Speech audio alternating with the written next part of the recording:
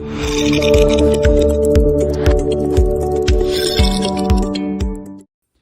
everyone. In this video, we are going to talk about Chinese medicinal dietary therapy. Definition. It refers to a branch of Chinese medicine that integrates the food and medicine to prevent and treat diseases, promote health, and restore the balance of yin and yang. From the definition, we can see that the Chinese medicinal dietary therapy emphasis on maintaining health, let's promote the health, and prevention, as well as treating diseases from its therapeutic effects. It is also rooted in the principle of the theories of yin and yang, 5 elements, the Zangfu organs, qi, blood, body fluids, etc.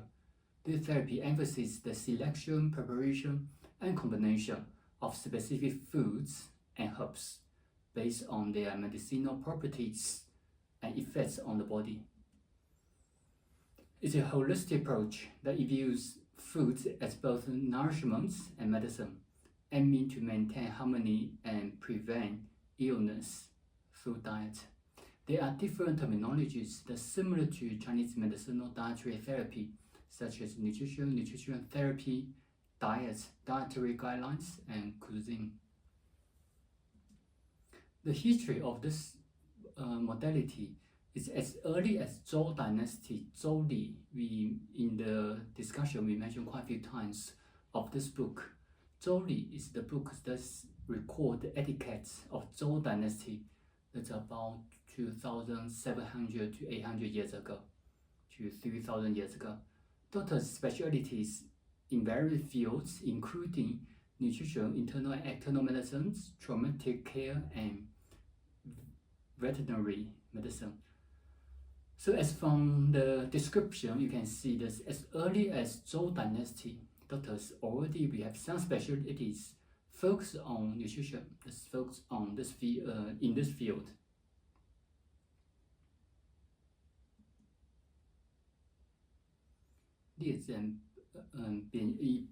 and toxic wine. 饮膳正要呼师会 he compiled 饮膳正要 in 1330 AD, including 3 volumes, and this is one of the earliest monographs on dietary therapy.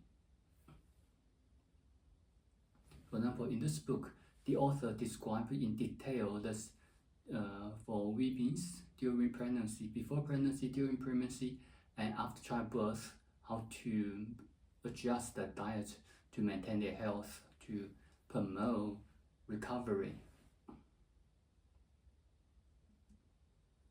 The principles of Chinese medicinal dietary therapy. Firstly, because this is diet, this is actually food. So firstly, it must look pleasant. Secondly, it must smell good, and also it must taste good. So these 3 are the key principles.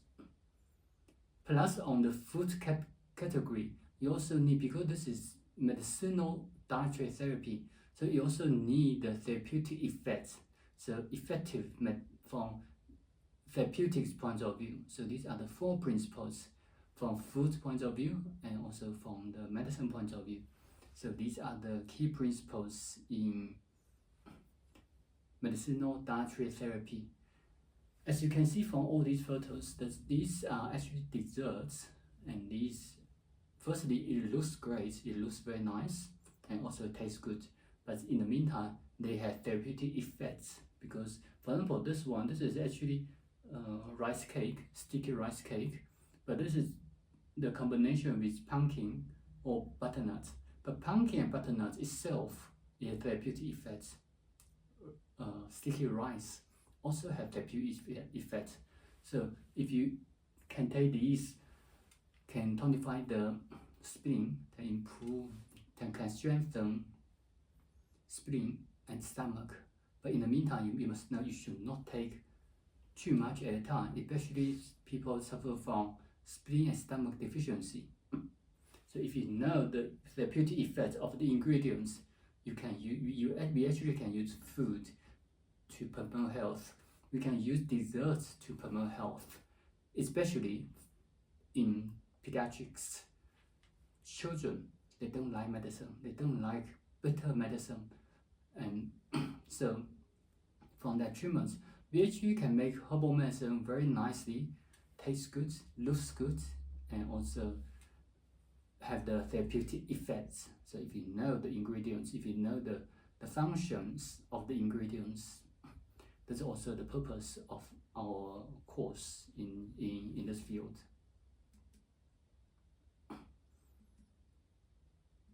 The categories, including all dietary therapy, all cuisines, including the food ingredients, including herbal ingredients. The herbal ingredients does not have to be herbs, but it can be different type of materia medica, including minerals if needed. So basically refer to Chinese herbal medicine. Incorporates herbs into food following the principle of Chinese medicine. So this is very important. That's to follow the principles of Chinese medicine. This is exactly the same as Chinese materia medica. When we define Chinese materia medica, we say that all systems that's used according to the principles of Chinese medicine. That's why it says the food ingredients and the herbal ingredients. The herbal ingredients including different type of herbs and as well as animal products and etc. So it doesn't have to be herbs, but it have to be used under the guideline of Chinese medicine theories. In this field, we actually think that the herbs serves as food. Food also can function as medicine. If you still remember in the history, there was one discussion that we mentioned, where does medicine originate? So there was one conclusion that says food and medicine have to share the same origin. This is correct because food and medicine are actually exactly the same. For example, in the history, in all those classics, some authors, when they explain the classics, they says, what's the difference between herbs and vegetables? For example, we eat vegetables every day, but why we don't eat herbs every day? The only difference between herbs and vegetables, or between herbal medicine and vegetables, the vegetables are like fresher, yet primary, younger, so it tastes good. Herbs, it's similar to the vegetable. The vegetable, when you grow old, the vegetable does not taste that good, great. So that's why we don't eat herbs that often. But the primary herbs, for example, when the herbs only grows in very small in the primary stage, we also can eat them as vegetable. So as you can see from this perspective, there's actually no difference between herbs and vegetables. That's also why when we eat our food, in our diet, we also need to think about the theory. Does this food that's suitable for you according to your body type? Do these vegetables that benefit you according to your body type? For example, if these vegetables that are cold in nature, and then if you eat them if your body type also cold, you always have cold hands and cold feet, and you always have loose stool or even diarrhea. If you eat more cold food, for example, in the Western countries, many of us that we are eating raw salad because vitamin, because fresh. Everyone think these are good, but it's really good for your body type. It's because these are the raw food and firstly vegan, secondly raw and cold. These are not suitable for someone who has cold body constitution, but these are good for someone who have hot body constitution, such as the people will have red tongue. The hands and fingers won't feel that cold in winter. So no matter what type of diet, what type of food or even vegetables, we need to eat according to your body type. That's also the purpose of the subjects. So we basically use we use herbal medicine as food. We use food as medicine. There are different types of medicine that, of the preparation we can use. For example, we can use medicinal wines. We can use the herbal medicine we make into wine, such as this one. As you can see from inside, it's a ginseng. This ginseng, you can combine ginseng with rice wine or high degree alcohol, for example, whiskey. This can, while you're drinking whiskey, you actually can enhance the therapeutic effects of ginseng, because ginseng can tonify qi. It is warm and hot. So if you drink ginseng wine, it tonifies the qi of your body. You also promote the circulation of your body. So from the combination, you can have the function of the wines as well as the herbal medicine. This is the raw ginseng, the fresh ginseng that you soak in the wine, and after a while you can drink them. But from the other perspective, we also can make wine out of the fruits or the herbs. So you actually can put these ingredients together when you ferment when you produce those wines. So there are different techniques and different processes that can apply in making wines. You can either soak the fresh herbs in there, or you can decoct the herbal medicine and put the liquids together to produce the wine. There are also other culinary preparations, such as these photos are actually just our daily food, our normal cuisine. So if you go to a restaurant, you can see these quite often. So for example, this is sanyao yan, and then black mushroom and pepper. Black mushroom also tonify kidney. Sanyao, it tonify the spleen. So this cuisine it tonify kidney and spleen. And this one is lotus seeds, and the red one is dates. Both lotus seeds and dates tonify the spleen. So this soup also can benefit spleen and stomach. So someone suffer from poor digestive function, they don't want to eat, poor appetite, and after eating even small amounts, they feel distending sensation in the abdomen. Then those people can have some of these cuisine in their diet. The third one is just herbal medicine with chicken. This one also herbal medicine. These are also herbal medicine with different foods. And afterwards, in this series, we will introduce some of these cuisine. And we also can make into desserts. So for example, this one, the Fulin. Fulin has the function to induce diuresis, reduce swelling, and also to tonify spleen. For example, for this type of desserts is very suitable for kids, because for kids, the most common diseases that happens among kids, children, is actually poor digestive function. If you increase or recover their digestive function, they can be healthier by themselves. They also will grow better, because this is the qi, one type of qi. Acquire the qi from food.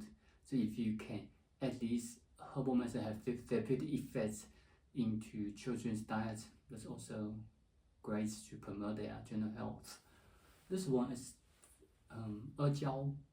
固元膏. 固元膏 is also made from the donkey skin, the gel from donkey skin, and we made into desserts. This also tonify blood and tonify kidney. So for example, females, they suffer from less bleeding in the menstruation. Also, some suffer from blood deficiency, cold condition in the body, cold hands and cold feet, clots in the blood, even dysmenorrhea, painful menstruation. They also can have these as desserts. These can nourish the kidney, nourish the uterus, tonify blood. So we can use these desserts for all these conditions. This dessert is made out of green beans. Green beans have the function to clear heat, so this can reduce heat.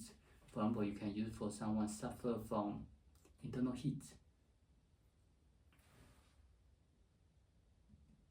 From these images, you can see that the Chinese medicinal dietary therapy, it actually firstly it looks good, also tastes good. So in the meantime, it has the therapeutic effects. So this is just some examples of the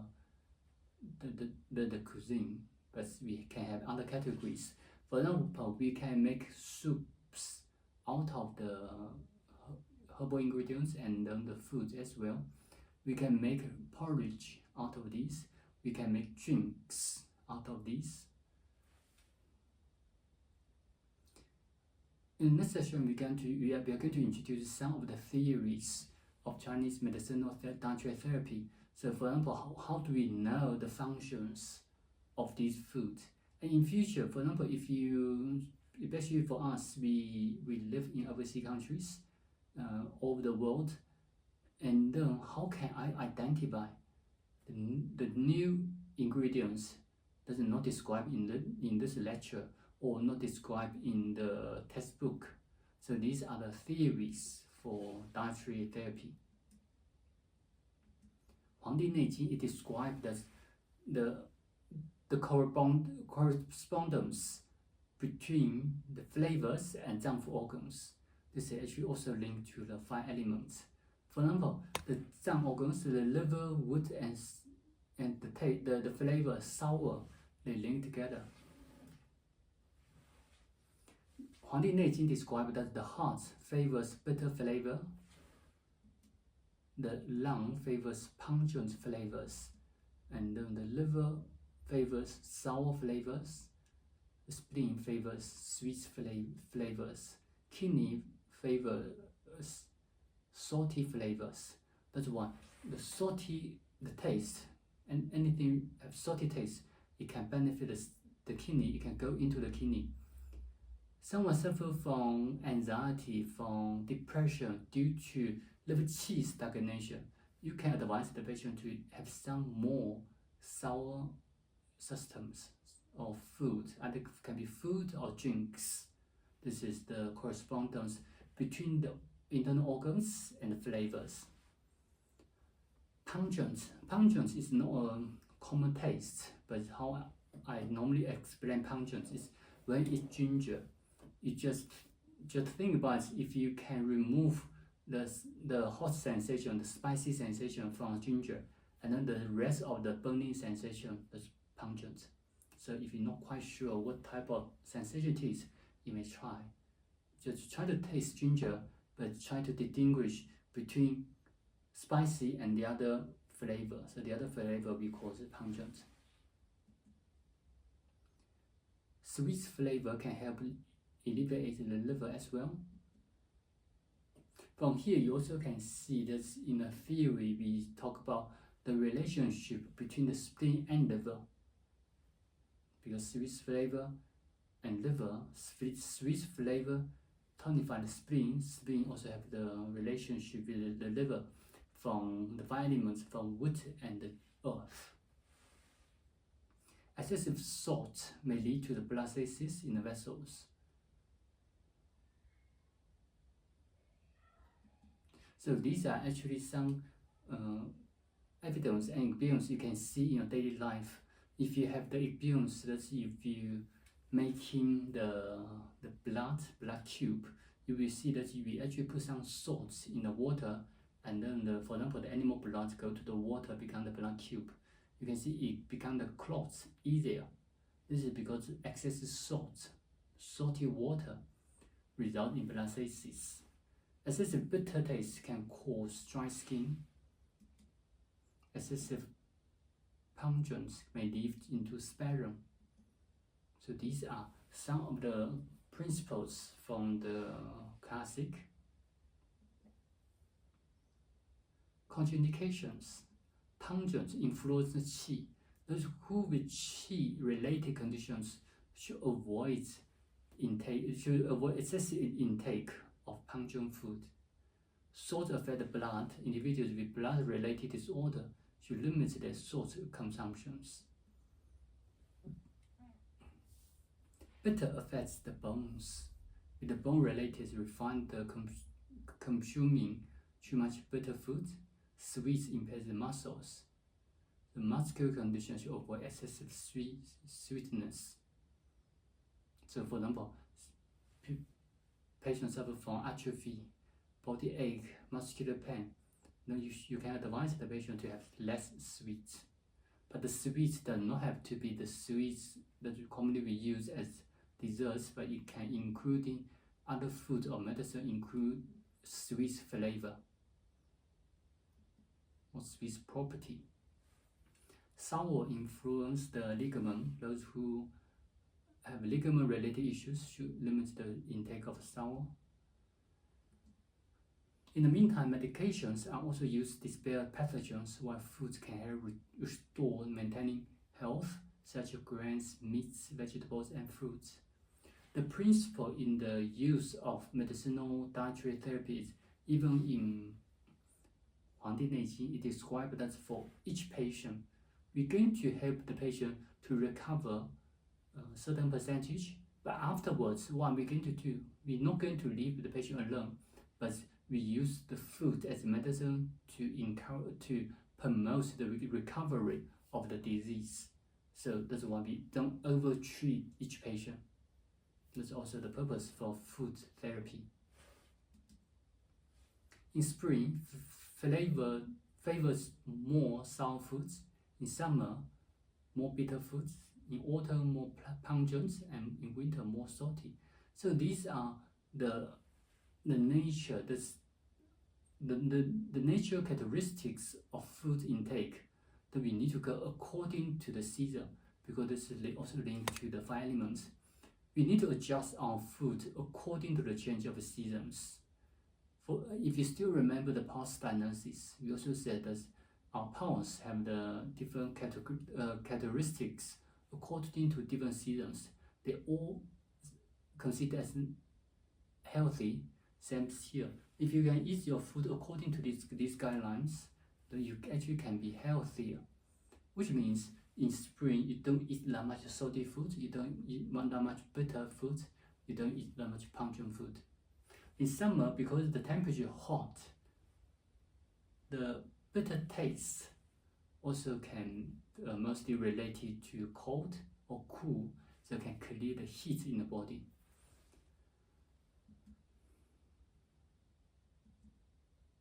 The characteristics of Chinese medicinal dietary therapy is an extremely long history. We also combine the food and herbs to promote health. The therapy customized based on individual needs and traditional practice. So what that means here is actually the way how you prepare depends on individuals, also the region, the location. From when we see from global perspective, you also consider the traditional practice including your cultural practice. For example, from which culture how you prepare food.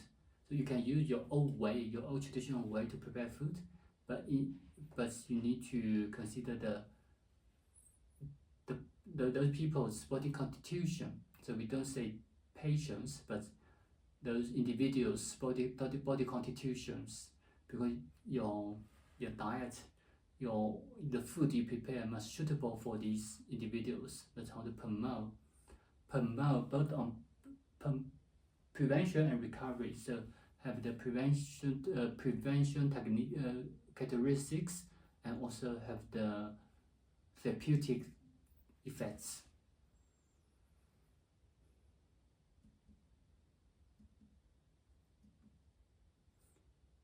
To understand the ingredients, including the food ingredients and the herbal ingredients, we are going to expand each ingredients according to the 4 properties, the 5 flavors: ascending, descending, floating, and sinking, and also the meridian, tropism, and also toxicity. So these, if you have learned Chinese material medica, you will see these are actually the theory from Chinese material medica. So we actually understand or analyze each ingredient, each individual herbs according to these characteristics. That's how we understand the functions of these ingredients, because the functions are actually concluded from these flavors and properties.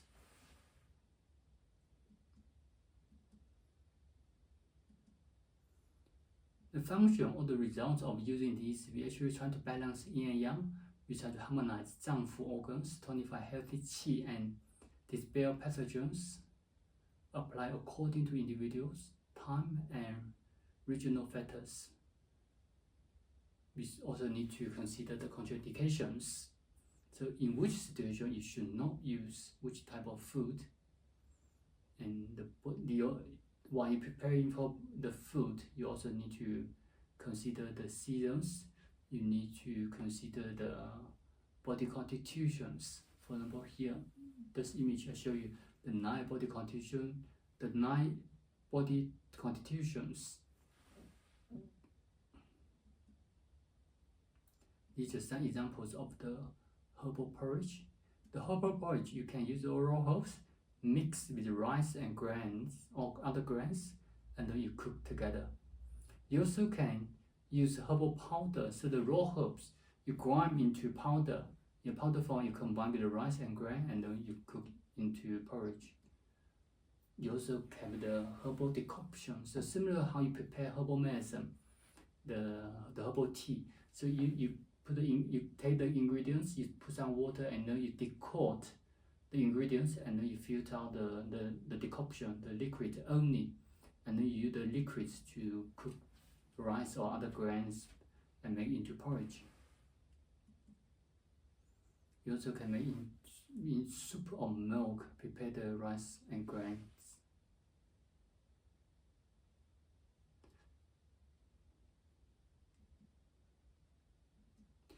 And medicinal ones, you use the alcohol 20 to 45% or rice wine. Rice wine made out of sticky rice, and the percentage is slightly lower. You can soak the ingredients into the liquids whether hot or cold. It depends on the requirement. So if you're cold, you're going to warm the alcohol up, and then you put the ingredient in. If you're cold, you just put the ingredient in the liquids directly. And you also can use wine-based decoction, so which means you use the herbal medicine, and then you add wine, and then you decoct those herbal medicine, and then drink the wine. You also can produce the infused wine. So this one says you use the herbal medicine, herbal ingredients to make the wine. So afterwards in this session, in this series, we will discuss one fruits we can make into wine. So it's very similar to red wine we made out of grapes. And grapes is a kind of fruit, and you can make into wine. So the red wine also have its own therapeutic effects. The food ingredients, it can be categorized into grains, cultivated vegetables, wild edible plants, edible fungi, fruits, livestock and meat products, dietary and eggs, seafood, seasonings. So these are the primary ones that we're going to introduce, and especially because we in overseas countries, we are going to, especially the meat, I'm going to introduce the more common meats that we can see in South Africa or other Western countries that we use more. The vegetables as well.